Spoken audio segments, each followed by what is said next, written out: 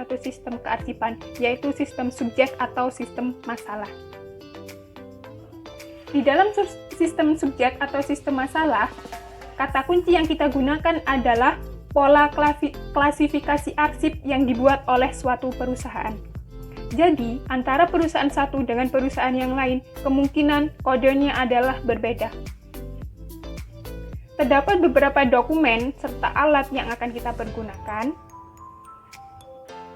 Yang pertama adalah guide. Di sini terdapat 3 guide, yaitu ada guide warna kuning yang kita fungsikan sebagai guide primer, kemudian ada guide warna biru yang kita fungsikan sebagai guide sekunder, dan ada guide warna hijau yang kita fungsikan sebagai guide tersier. Kemudian ada folder. Sebenarnya ini namanya adalah map gantung, tetapi dalam praktek kali ini kita fungsikan sebagai folder. Folder kita gunakan untuk menyimpan berbagai arsip yang akan kita masukkan ke dalam sini, serta nanti juga akan kita masukkan berbagai guide. Setelah itu, ada juga yang namanya tab. Tab ini nanti kita gunakan untuk menulis kode-kode tertentu sesuai dengan sistem kearsipan yang kita gunakan, dan bisa kita tempel kepada guide ataupun kepada folder. Selanjutnya adalah filing kabinet. Seperti ini bentuk filing kabinet yang akan kita gunakan untuk menghimpun semua arsip di perusahaan kita. Setelah berbagai alat tersebut, kini saatnya kita menyiapkan beberapa dokumen yang diperlukan. Yang pertama adalah terdapat buku agenda. Di sini terdapat buku agenda kembar, yaitu ada buku agenda surat masuk dan buku agenda surat keluar. Kemudian ada juga kumpulan surat masuk dan juga surat keluar yang di sini sudah saya batasi dan sudah saya urutkan sesuai dengan tanggal diterima serta dikeluarkan. Salah satu hal terpenting dalam sistem subjek atau masalah adalah adanya pola klasifikasi arsip. Bisa dilihat contohnya seperti ini. Saya tekankan kembali, antara perusahaan satu dengan perusahaan yang lain, kemungkinan bentuknya berbeda. Kita lihat, di sini ada yang namanya pokok masalah, ada sub masalah, dan ada juga sub-sub masalah. Sebagai contoh, untuk pokok masalah di sini semisal ada bagian pemasaran. Kemudian di sub masalah ada penawaran, pengaduan, serta pemesanan. Di sub-subnya lagi ada bagian pemasaran, kemudian penawaran. Nah, di penawaran sub-masalah, sub-sub masalahnya ada 2. Ada penawaran barang dan ada penawaran kerjasama. Begitu dengan di bawahnya. Sehingga nanti kata kunci yang kita ambil adalah dari kurung di pokok masalah. Semisal nanti kita menjumpai suatu surat dan itu pokok masalahnya adalah pemasaran, maka kata kunci yang kita ambil adalah PM dan seterusnya. Selain itu ada juga kartu tunjuk silang.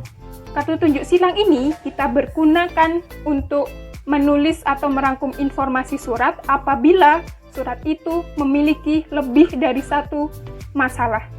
Ataupun ketika surat tersebut berganti nama pengirim. Semisal pengirimnya berganti nama perusahaan atau mungkin berganti nama personal. Otomatis nanti akan kita buat yang namanya kartu tunjuk silang.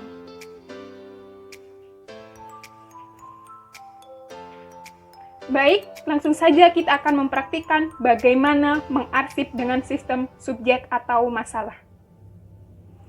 Pertama yang harus kita lakukan adalah mengisi buku agenda secara lengkap.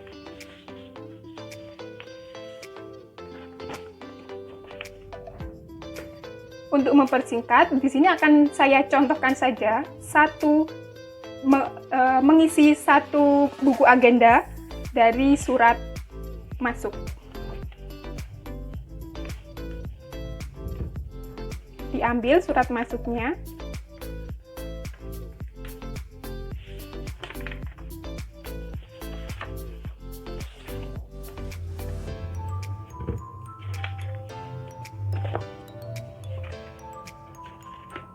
Dan jangan lupa kita harus memegang yang namanya pola klasifikasi arsip.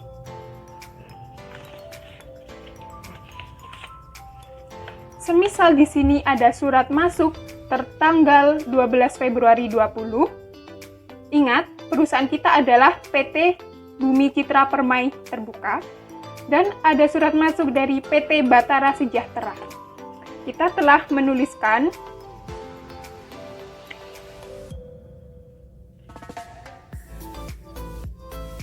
sebagai permisalan di sini ada surat dari PT Batara Sejahtera. Otomatis tanggal terima surat kita tulis, kemudian tanggal suratnya juga kita tulis, nomor suratnya juga, pengirim, perihal, kemudian diteruskan kepada, dan kode arsip. Mari kita baca surat dari Batara Sejahtera. Semisal ini terkait pengaduan. Dengan ini disampaikan bahwa berdasarkan kontrak kerjasama yang telah kita sepakati bersama, saudara akan menyelesaikan pembangunan perumahan di kawasan Banyu Biru pada akhir Januari 20. Akan tetapi sampai sekarang, yaitu bulan Februari, perumahan tersebut belum selesai alias kurang dari 75%. Otomatis ini adalah surat pengaduan, maka kita lihat di pola klasifikasi arsip sistem subjek atau masalah, yaitu terkait pengaduan. Nah, pengaduan di sini ada pada bagian pemasaran, kemudian submasalahnya adalah pengaduan. Pengaduan terkait apa? Ternyata di sini ada pengaduan kerusakan barang dan ada pengaduan pembayaran. Nah, kira-kira kita lihat saja, kita kira-kira kalau komplain terkait belum selesainya suatu hal yang dikerjakan, otomatis ini bisa kita masukkan kepada pengaduan kerusakan barang. Atau nanti kita juga bisa menulis semisal habis 10, 20, kemudian 30, pengaduan belum terselesaikannya proyek. Semisal bisa ditambahkan seperti itu. Akan tetapi di sini kita tulis sebagai pengaduan, otomatis di kode arsip akan kita tulis bagian pemasaran, yaitu PM. Setelah PM kita lihat submasalahnya, yaitu angka, ada di 01. Kemudian tadi pengaduan kerusakan barang ada di 10. Maka di buku agenda pada bagian kode arsip menuliskannya adalah seperti ini. PM, ini PM, titik 01, titik 10. Kita lihat lagi ya. Bagian pemasaran di PM, kita tulis PM, submasalahnya pengaduan ada di 01, dan sub-sub masalahnya ada di pengaduan kerusakan barang yaitu 10. Nah, seperti itu. Nanti pada semua surat harus kita tulis kode arsip atau klasifikasinya secara lengkap dengan panduan pada pola klasifikasi arsip ini.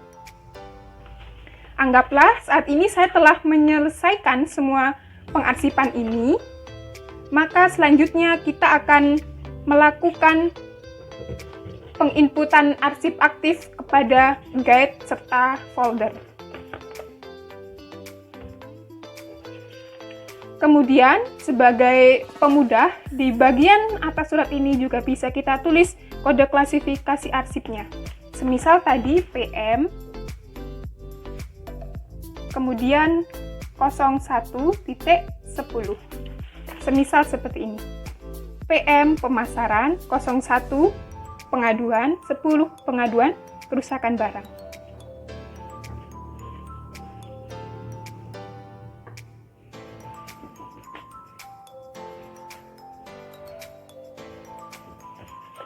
Baik, kali ini saya sudah punya 1 folder serta 3 guide. Saatnya saya memberikan label terhadap guide yang saya miliki.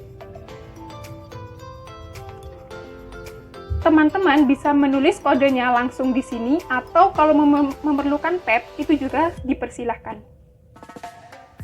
Semisal guide pertama tadi adalah PM. PM. Saya akan menempelkannya pada guide primer.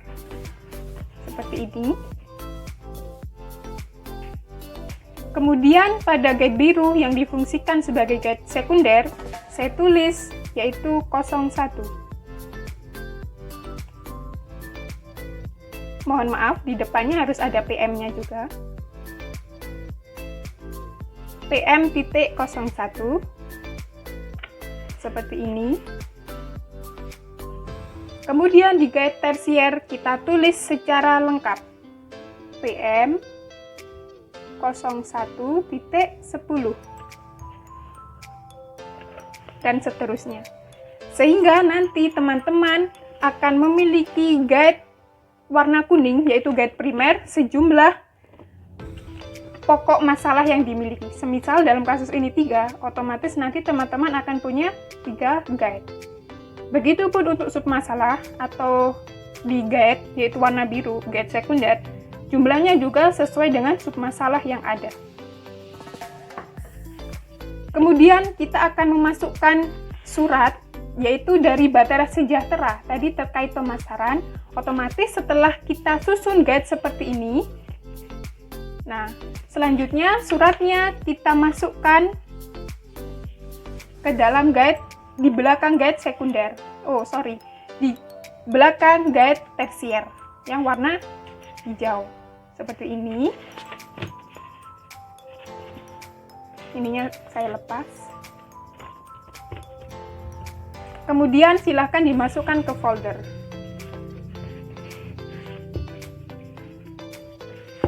Nah, seperti ini.